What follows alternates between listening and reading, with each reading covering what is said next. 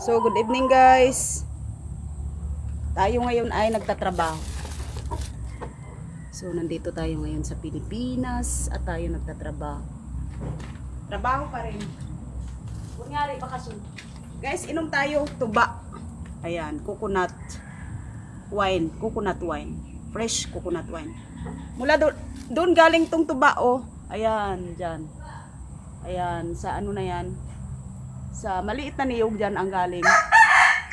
That coconut trees, this coconut wine is from that coconut tree.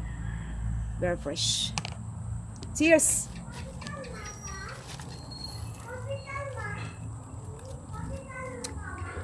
Madumi yung kuko ko kasi maghapon kaming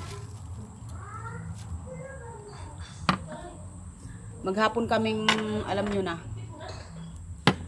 trabaho sa loob ng bahay, trabaho sa labas, basta puro trabaho. So, guys, ganito. Ayan ang trabaho. Tinutulungan ko ang aking brother-in-law kasi, at saka yung brother ko. Ang gumawa kasi nito kanina, yung brother-in-law ko. So, nakikialam lang muna. So, I love bamboos, guys. Alam nyo, dati, nung bata pa kami, nung nasa bundok kami nakatira, I never appreciate this kind of beautiful, very useful bamboo tree.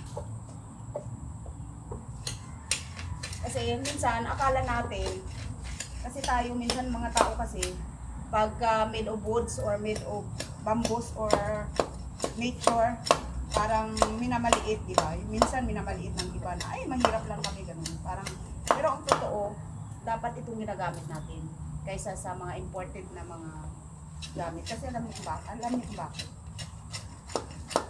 Kasi di ba, support our own local business. Our local products. So, kaya yun ang ibig ko sabihin na dapat talaga. Kaya nga sabi ko kanina sa sa brother ko, sabi ko, yung pag natapos itong ginawa niyang lagay ng mga gamit, pwede namin i-display doon sa labas. Ng mga 700 kada or between 700 to 800 kasi ang mahal kasi ng material.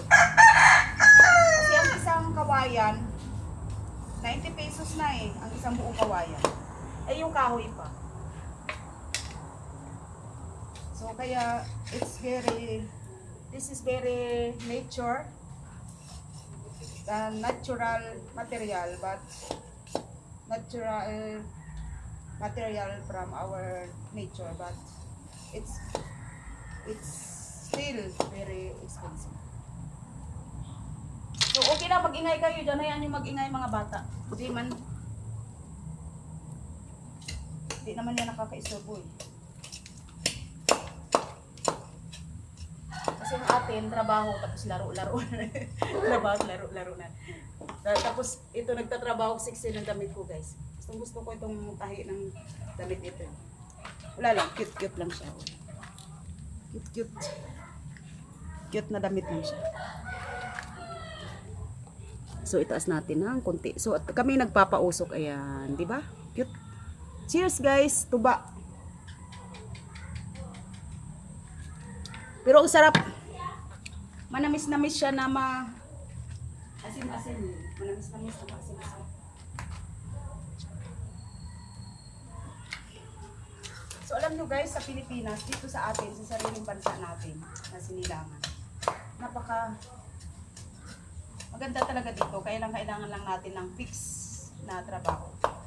At dapat ang mga maliliit na trabahador dapat tinataasan ng gobyerno ang sweldo. Dapat ganun, agad-agad tinataasan ng gobyerno ang sahod ng mga maliliit na tao. Kasi napaka-unfair naman na ang sweldo ng maliliit na tao is kunting. So dapat tinataasan agad ng gobyerno yan. Kasi siyempre lalo na ngayon, butuhan. Dapat number 1 is taasan ng sweldo.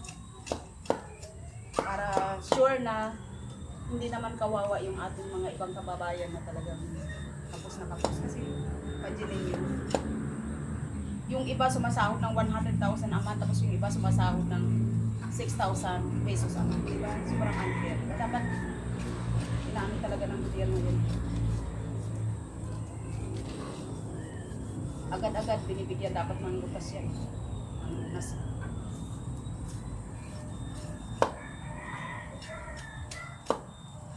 Kasi, di ba guys, kung kayo naman sa ibang sa sitwasyon nila, baliktad. Di ba, sasama din ang loob ninyo. Kung nakikita ninyo, hirap na hirap kayo, tapos yung iba ay naka-aeroplano, di ba? Parang ganun yun eh. So, kaya kailangan talaga gumawa talaga ng paraan ang gobyerno natin. Hindi ba? Ito nagkilig-kilig ko peso. Okay. So, yun lang kasi kawawa naman din naman yung mga naghihirap na walang-wala sa buhay, di ba? So, dapat bigyan niya ng pansin ng gobyerno, mataasan ang sweldo nila.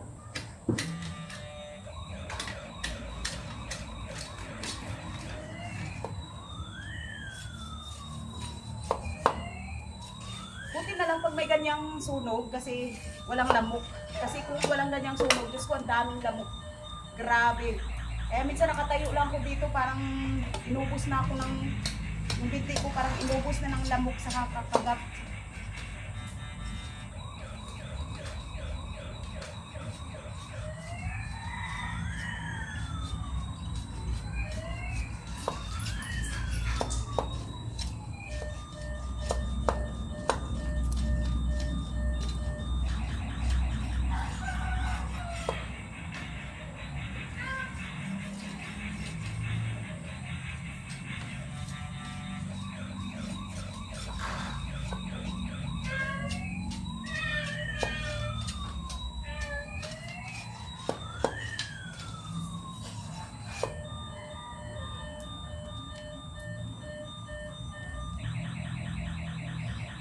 Grabe, napawisan ako ng tuba. Tagaktak yung pawis ko, guys. Samantala ngayon sa Europe, winter pa. Ay hindi, na pala, springtime. Pero ang temperature nila ngayon is nasa 10 degrees Celsius.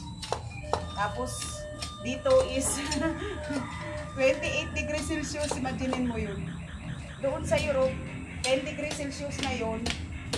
Tapos sa iba lalo, minus degree Celsius pa. Sa Rusland at saka sa Iceland. Saka sa Norway. Pero dito, 29 degrees Celsius. Grabe. Kaya kahit saan may talagang sinasacrifice yung mga tao. Walang perfecto na buhay.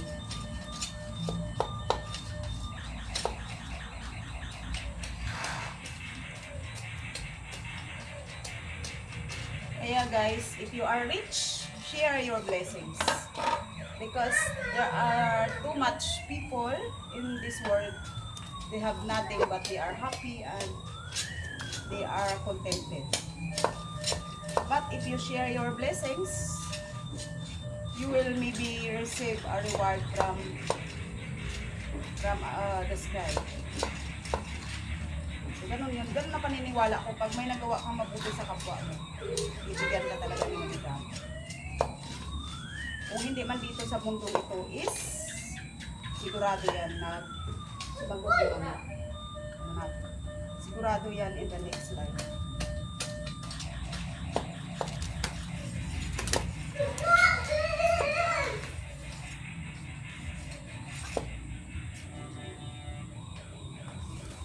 So, marami na tayong nagawa, guys.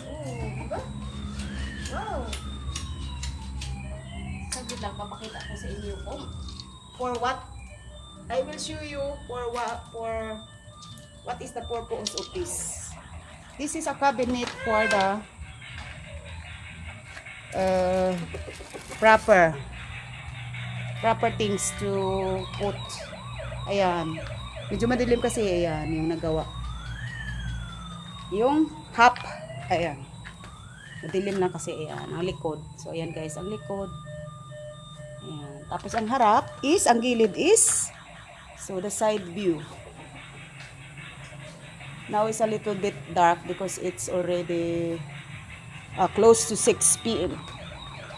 So, ayan. Made of Very beautiful. So at ayan ang aming napakalaking pintuan. Simple, the simple house. The under construction house. So kaya kailangan manalo tayo sa luto para mapagawa natin yung ating.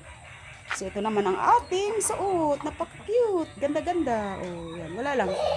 Feeling prinsesa lang ako. Feeling prinsesa lang. Cute na cute ako dito sa damit ito.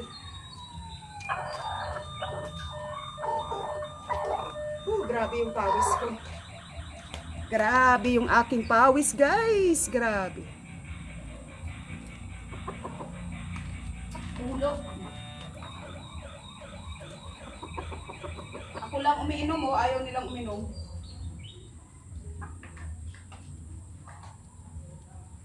Sino bumili niyan, be? Mama. Mama. Saan papa mo, be? Be, saan papa mo? Saan? Saan?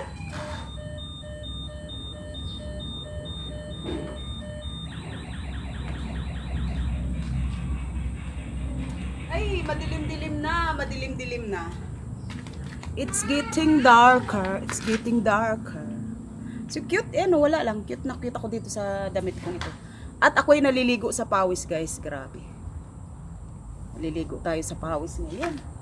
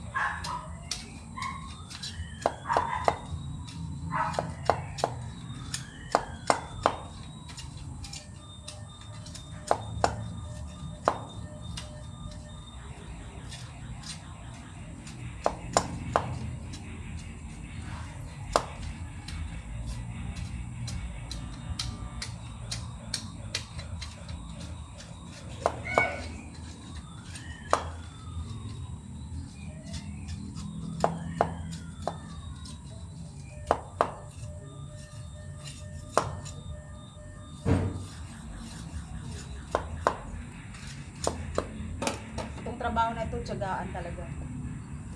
Handmade cabinet. Pero grabe guys, sa pawis na.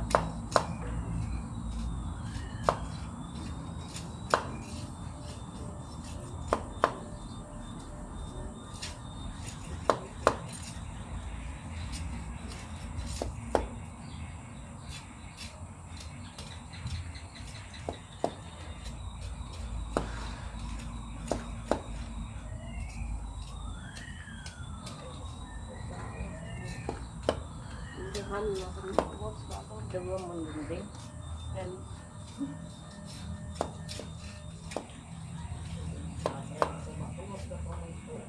Ay malaking tulong ito ay ano na lang nila bukas gansangon. Alam mo kada isa may ginagawa. Malaking malaking sobrang mabilis matapos ang trabaho. Eto mga kawayan na to, kami kang naghakot kay Nanay Mary Joy. Bilis na tapos. Eh hindi na yan hinakot kay Mary Joy kasi dyan lang naman oh. Naging guyod lang namon ay di tapos. Saran mo kung ano ka magagaling ka sa mga bata. Marami sila nagagawa eh.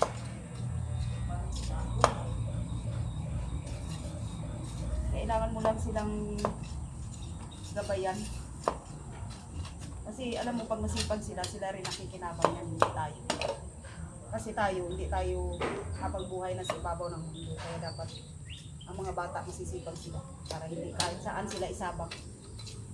Maraming magkukuha sa kanilang amo dahil masisipag. Pila yung butong nga nga agin bakas eh. 10 yata yung kanina eh. Pila ka man Nanay, magkano ba yun? 90? Isa o? Pila ka man ay nga 10 so libo. O tapos may pako pa. Tapos kahoy pa. Eh ganun talaga eh. Lahat may kapital kailangan mo. Kung wala, hindi ka naman makagawa. Pero may ginato kasi alam mo kung bakit. May ginagawa si Kadoy. Eh sayang yung oras niya eh. Pag nandito lang din naman siya sa bahay, dapat may gagawin siya para tapos ibinta natin ng 800, malay mo, di ba?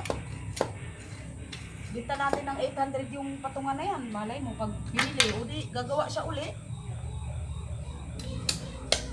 Kasi magpagawa rin ako ng kama sa kanya eh, para sa taas.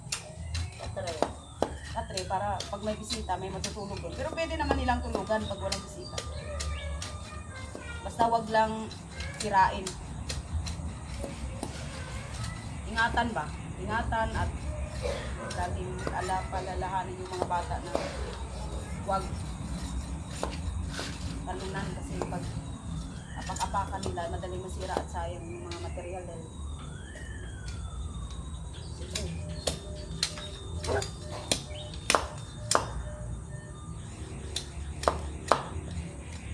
ayun guys, ilaw na pala tayo. Beautiful, beautiful. Madilim na. It's getting darker. It's night. It's evening now.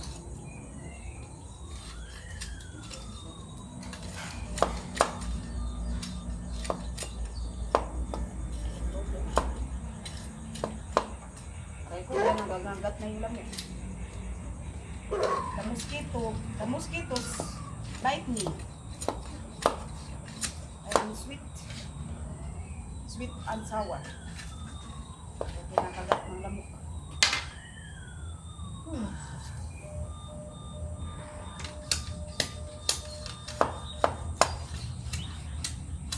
Diba merong kasabihan? Kung ang bawat kamay ay gumagawa, lahat ay natatapos ng madalian. Dahil alam mo ang isang tao, isang kamay lang meron yan, dalawang kamay. Pag tumulong yung tao ba, madaling matapos.